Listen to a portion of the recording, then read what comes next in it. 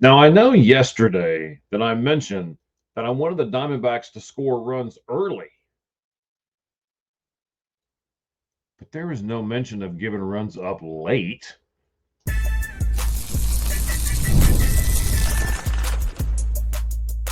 You are Locked On Diamondbacks, your daily Arizona Diamondbacks podcast, part of the Locked On Podcast Network, your team every day. All right, hello and welcome to the Locked On Diamondbacks podcast, your team every day. Baseball is my religion. The Diamondbacks are my denomination, and you are my congregation. So settle down in your pew of choice and listen to today's message. I do have another weekly podcast that I do called The Sports Truth, and it's live every Tuesday night with my co-host Cheese. We are the 643 and Out guys, and you can find us on both X and YouTube at the 643 and Out Pod. By listening now, you are a certified member of the Locked On Podcast Network, which is completely free on all platforms. You can also be a part of the show by joining us on YouTube. Simply search Locked On Diamondbacks and leave your comments and criticisms. I have a passion for this game and this team, and I know if you are listening, I'm sure that you have the same passion that I do. Whether you're a first time or a long time listener, I thank you for making Locked On Diamondbacks your first listen of the day. On today's show, we examine the final game of the 3-game series against the Padres from last night. Then we define Zach Gallen, give reasonable expectations of him for the rest of the year. And in segment number 3, we'll answer, why is he still here? If that was a mistake, and what the off-season plans should be for Zach Gallen by our Arizona Diamondbacks. Let's look at last night's game in segment 1. Our starters are not terrible, but we can't hit, and we allow one inning in the late innings to define the game for us. So let's talk Anthony DeSclafani first. There was good and bad. 4 1/3 innings, only 3 hits, no runs, no walks, 4 Ks. But he was only able to go those 4.1 innings. When I saw him come out of the game, I knew it was only a matter of time until the bullpen, that I have no confidence in whatsoever, was going to give up the lead. Now, going back to Disco for a second, according to Arizona Diamondbacks stats and info, you can find them on X, that is at DBacks Stats Info, all one word, at the at sign, of course, DBacks Stats Info. Great Twitter site. If you haven't been there, go there and follow them, just like us. So according to them, Disco's overall numbers are pretty good. 2.79 ERA, I'll take that. A 1.09 whip, walks and hits per innings pitch, I'll take that. With 19.1 innings pitched, or 19 1/3, however you want to say it. Teams are only hitting 0.59 off his changeup and 148 against his knuckle curve.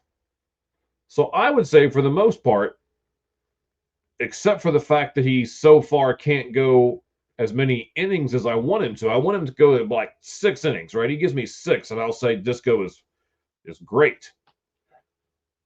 But I am ready to say right now that Disco's not the problem.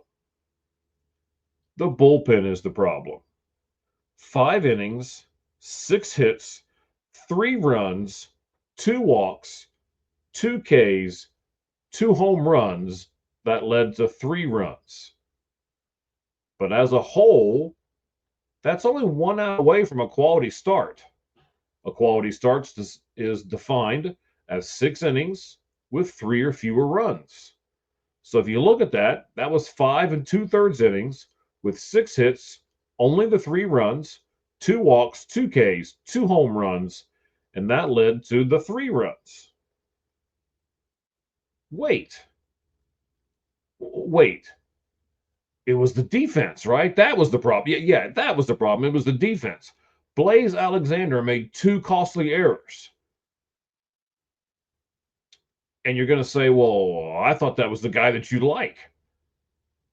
I do like him. I'm hoping he gets a chance.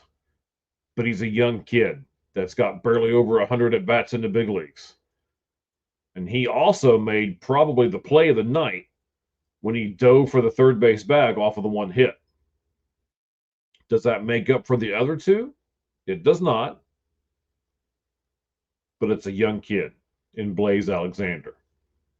Hold on. Give the kid a chance. No, I know. It was the offense. It was the offense's fault that we didn't win the game last night. Yeah, that's what we're going to go with. Offense's fault. They went 0 for 4 with runners in scoring position, and they left 5 runners on base. Again, a stat from same website that we talked to earlier, same X handle, at D-Backs Stats Info. Again, that's at D-Backs Stats Info. Here's another one from them.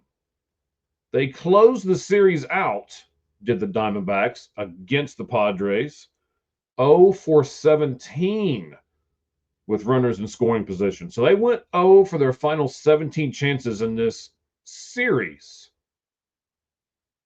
The Snakes have the 3rd worst record in Major League Baseball in 1-run games at 12 and 21. And they're also 11 and 19 in their last 30 games. So the answer really is, yeah, it's all of the above, right?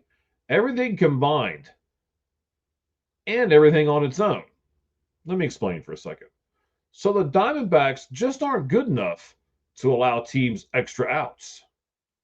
They're not good enough to allow runs to be scored late, and they're not a good enough team to just depend on the long ball and have a terrible 0 for 17 with runners in scoring position. Now, I like this team, and I'm not saying they're not good enough.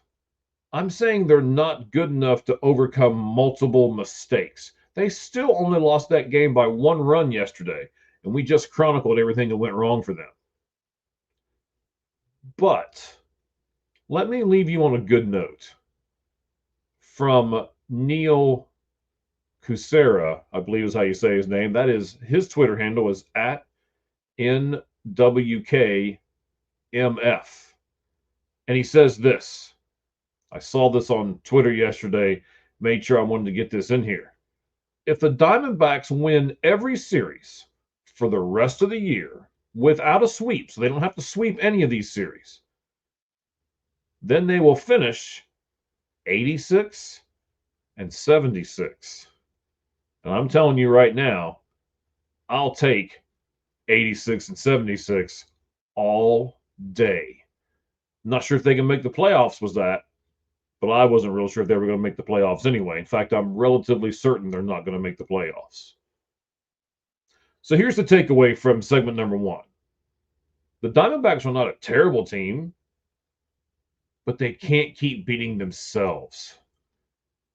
And to be honest with you, they're a frustrating team. Their defense and their lackluster play is concerning. And suddenly they can't hit. But all of that is easily correctable. I'm just not sure they can correct enough to make a difference. And I've got one more question for you here. Is Torey Lovullo the man who can make them correct it? We'll answer that as the rest of this season kind of unfolds. I'll give him a chance to prove it to me, but right now I'm leaning towards no. Now, before we can figure what Zach Gallen is, we first have to figure who Zach Gallen was. Then we can make an educated decision if he's more the pitcher that he was or the pitcher that he is. And once we do that, we can define Zach Gallen and we can figure out exactly what we want to do with him this season. And that's going to come up in segment number 2. But before we do that, here's a word from PrizePicks.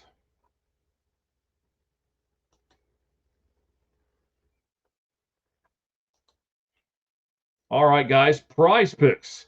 This episode is brought to you by PrizePicks. You see it right down there at the bottom. The daily fantasy platform that lets you turn your football predictions into real rewards.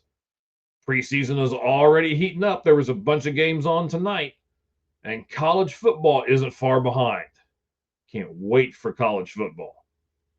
It's the perfect time to lock in your season-long, more or less picks for the 2025 football season, all before week 1 kicks off. Whether you've got your eye on a big-name quarterback or a breakout running back, PrizePicks makes it easy for you to get in the game. Preseason picks make me feel for how the year could go, right? You start making these picks now and you look at different things. It's like a fun warm-up exercise as we're getting ready for the full season. That's what I'm looking at it as right at the moment. You can do the same thing with PrizePicks. So let me give you an offer. Here we go. Download the PrizePicks app today and use code LOCKEDONMLB to get $50 in lineups after you play your first $5 lineup. Use the code LOCKEDONMLB, get 50 in lineups after you play your first $5 play. PrizePicks. Run your game.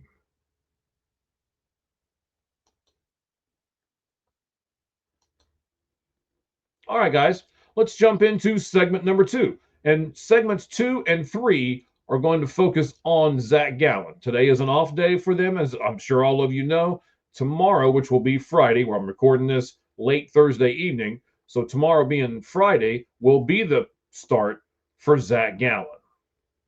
YouTube is a great tool for you to get everything you need about our Arizona Diamondbacks. But in order to do that, please do me a couple favors here.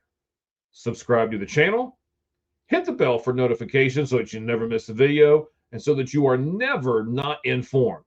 You're going to be the guy or gal at work that knows everything about the Diamondbacks, and we're going to do that together. I'm also very active on X, posts, reposts. I'll put a poll question up tomorrow, so go over there and make sure that you vote on that, and so much more. Where can you get us at? At LO_Diamondbacks. So, what has Zach Gallen been? That's the question we have to answer first. And I'll tell you exactly what that is. He has been 53 and 37, and he's averaged 150 Ks in each of the last 4 years. He's never walked more than 54 batters, and he's only given up more than 20 home runs once in 7 years. He's been in the top 10 for Cy Young voting 3 different times, and he's been an All-Star once. He has had 5 full seasons in Arizona, and he's never had a WAR under, WAR being wins above replacement, under 2.1 in any of the seasons with the Diamondbacks. Now we got to look at this year. This year, he's 8-12 in 23 games. He has given up 20-plus home runs once. Right, we already said that, right? He's given up only 20-plus home runs once in any of the 5 seasons he's been here in Arizona. And the problem is he's already got 23 so far this season. Second highest in Major League Baseball, by the way. His fly ball percentage is the highest that it's ever been at 30.8. And the MLB fly ball average, or fly ball percentage, depending on where you get your stats from, is 25.4%. So the average MLB pitcher is 25.4%, and Zach Gallen's up here somewhere, 30.8. If you dig deep into the stats, I'm a stat guy. I love to dig deep into stats. I try not to put a whole bunch of numbers on here. I remember the very first episode when I was throwing numbers out, and my wife watched it, who is not a big sports guy, or gal actually, and she looked at me and said, "Honey, you threw out way too many numbers. I was lost in the first 5 minutes." So I've revamped some of what I do. But if you dig deep, and that's what we're going to do here for a second, his line drive percentage is pretty much what it's been his entire career. His hard hit percentage, the line drives, what goes into the outfield on a line. His hard hit percentage, how hard do the batters hit the ball off of him? His exit velocity percentage, how hard does the ball come off the bat, the exit velocity from the bat. None of those, or any other numbers that I could find, are drastically different from what has been over his career. None of them have increased a ton. Some of them a little, some of them have dropped down. It's basically an even keel when you look at everything across the board. Players are just simply hitting more home runs off of him. And of course, obviously, you hit more home runs, that leads to more runs, and it leads to more losses. So the question is, can Zach Gallen turn it around? He should get probably 9 more starts, and he's currently 8-12. I'm going to predict, and I would love to have you comment on YouTube or Facebook or any of the other spots, X, that we put this up when you're reading it. I predict with those 9 starts, Gallen will pitch better, but not great, and end the season with a 14-16 record. Tell me what you think about that. 14-16.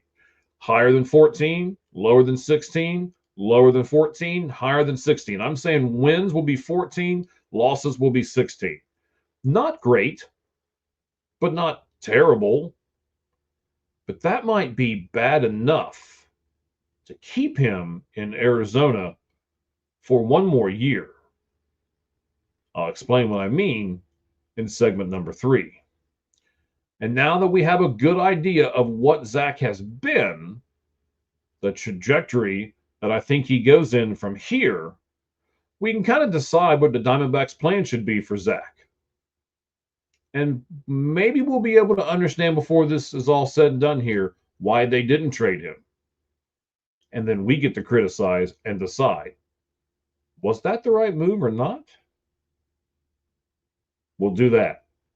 All of that in segment number 3, which is coming at you right after this word from Gametime.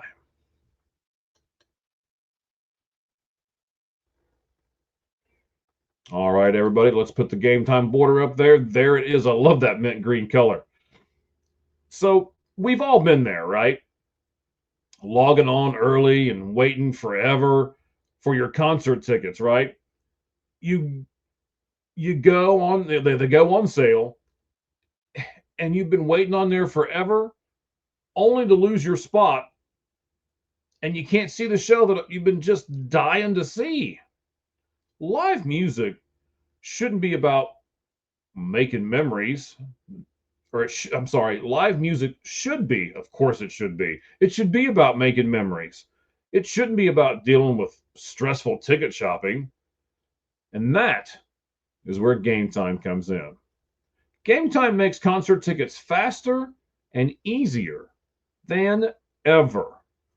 Prices actually drop as it gets closer to showtime. And you can save up to 60% with those killer last-minute deals on Gametime as well. With Game Day, the price you see is the price you pay. There's no hidden fees. That's why I love it. on the day you want to go to the game, on that game day, get on Gametime. No hidden fees, and the prices drop. Sounds great to me. Tickets that take the guesswork out of buying concert tickets. And they show tickets with Gametime. So download the Gametime app today, create an account, and then you can use a code. And it's Locked On MLB. And when you use that code, just as it says right there at the bottom of the screen, you get $20 off your first purchase. Now, there are some terms that apply, but there's terms that apply to all of this stuff, right? So, download the Gametime app today. Last minute tickets, lowest prices, guaranteed. That's Gametime.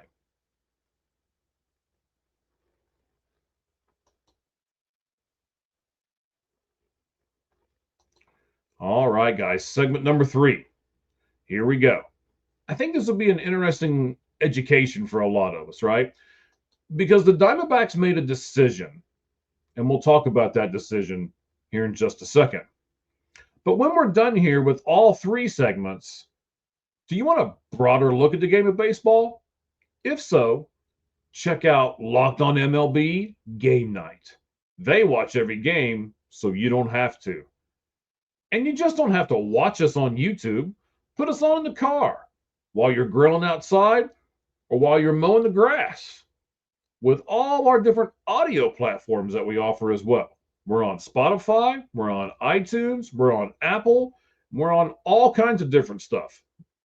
And my personal favorite, XM satellite radio. So let's dive in here. Segment 3. There's this thing called the qualifying offer in Major League Baseball. And let me give you the definition of it right from Major League Baseball's website. So it's a 1-year contract that offer a team can it's an offer that a team can make to its pending free agents. And if the player rejects the offer and signs with another team, the original team, the Diamondbacks, of course, in this particular case, when it comes to Zach Gallen, receives draft pick compensation. The qualifying system allows teams to kind of recoup some of that value when a free agent leaves, even if they don't re-sign with that team. How is the qualifying offer set? Well, I'm glad you asked.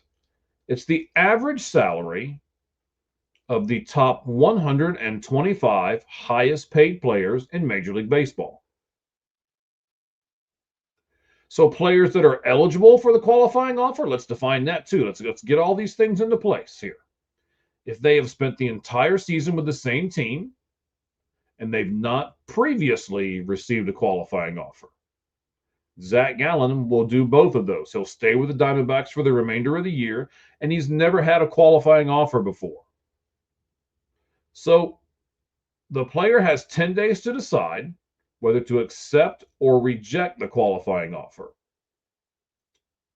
And if you don't know, that qualifying offer has to be given to the player within, I believe, 5 days of the end of the World Series. It might be 10, but I'm pretty sure it's 5. So then if the player rejects that qualifying offer and signs with another team, the original team, again, the Diamondbacks in this situation with Zach Gallen, will receive a draft pick in the following year's Major League Draft.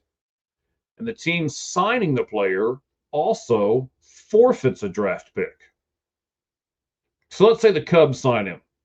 Well, the Cubs will forfeit their draft pick, and that draft pick will be given to the Diamondbacks. Now, not in the order that the Cubs would have it. It'll be added to the end. Well, you know what? There's a couple of little pieces here. Let me give you those first. So $50 million is the number. $50 million will be awarded a pick between the first round and the competitive balance round in round A. So if Zach Gallen would go somewhere else and he would sign a contract that is $50 million, in excess of $50 million for the total contract, all right, then the Diamondbacks will be awarded a pick between the first round. So at the end of the first round and before the beginning of the second round, it's called the competitive balance round. if he goes and he signs a contract somewhere else and it's less than 50 million, then the compensation pick changes. And it becomes after the competitive balance in round B that follows the second round. Big difference there. So the teams would choose once and then you get the player if it's over 50, or the teams would choose twice and then it follows that round if it's under 50. And let's look at a few other numbers. In 2025, the qualifying offer was 21.05 million. There are currently 15 pitchers that make over 21 million this season. So now that you've got all those numbers and you can put all this in your head, this is what Arizona was doing when they were looking at, do we give him away? Do we just take a couple of people? Do we, what kind of return do we need off of Zach Gallen? And this is it. So I have a few questions for you guys. Would you consider Zach a top 15 pitcher for his career? Not this year, for his career. Probably not top 15, but at least top 25, I would say. And again, if you don't feel that way, let me know in the comments. I'll certainly look at all of them and I'll react to them. And before you get too bent out of shape and say, oh my gosh, yeah, 21 million is going to be way too much to give to Zach Gallen. Again, look at the entirety of his career and know that he's probably going to go back to that at some point, or at least closer to that than what he is right now. And you got to remember this. Everybody wanted us to sign Corbin Burnes, right? Oh, we got to do that. But you're paying Corbin Burnes $35 million per season, and you're okay with that. How much better is Corbin Burnes really than Gallen? I don't think the numbers really show that there's a whole lot of difference there, with the exception of this season. And there are also 68 players that currently make 20 million or more per season. So would you put Zach Gallen in the top 68 players? I know it's a little bit of a number to look at, a little bit of a stretch, but I think you would. So in my opinion, the Diamondbacks did this right. If he pitches terrible, you just offer him the qualifying offer. It'll be roughly, we'll say 22 million. That's not a bad price to pay for a year's Zach Gallen if he kind of reverts back to what he has been. And there's a pretty good, I told you the numbers earlier. There's nothing that screams that he's doing anything wrong, with the exception of they're hitting more home runs off of it. So you just keep the ball down, you make a little bit of adjustment, and I really think that since McCann has come in, he's helped him with that adjustment. So I'm okay with paying him $22 million next year on kind of a prove-it type contract, and then see what happens from there. And I'm also okay if they offer him the qualifying contract and he turns it down, and then another team signs him for more than 50 million, because that's probably what's going to happen if he turns down a 1 year, 22. He knows he's going to get 3 or 4 or 5 years, and those years are going to be over 50. So I think either way, the Diamondbacks win. What do you think? Let me know in the comments below. So this will wrap up today's show. I want to thank you as always for making us your first listen every day. Tell a friend. Share this episode of the Locked On Diamondbacks podcast on your own social media accounts, and be sure to follow me on X at LO_Diamondbacks for more great content. Give me 10 seconds or so to promote tomorrow's show. How do the Diamondbacks stop beating themselves? We'll talk about that, and what we expect from this 3-game weekend Rocky series, and more. Now, for your next listen, because we're almost done here, check out Locked On MLB, as Sully gives you a daily look at the biggest stories in MLB. And as always, you know what we're about to say. Tune in so you can stay locked on.